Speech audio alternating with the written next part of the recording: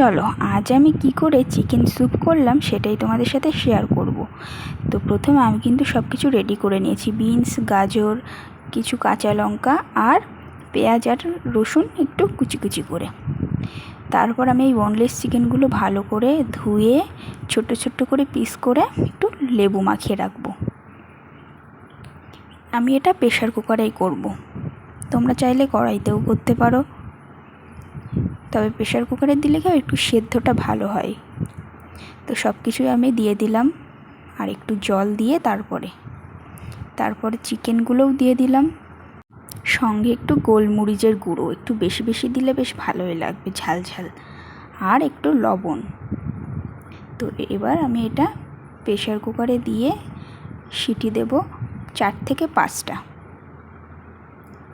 সব কিছুই কিন্তু ভালোভাবে সেদ্ধ হয়ে যাবে। তো দেখো ভালোভাবে কিন্তু সেদ্ধটা হয়ে গেছে, আর আমি একটু কর্নফ্লাওয়ার গুলে লাস্টে দিয়ে দিয়েছিলাম। তো আজকের ভিডিওটা এই পর্যন্তই। ভালো লাগলে লাইক কমেন্ট শেয়ার করে দেবে। টাটা।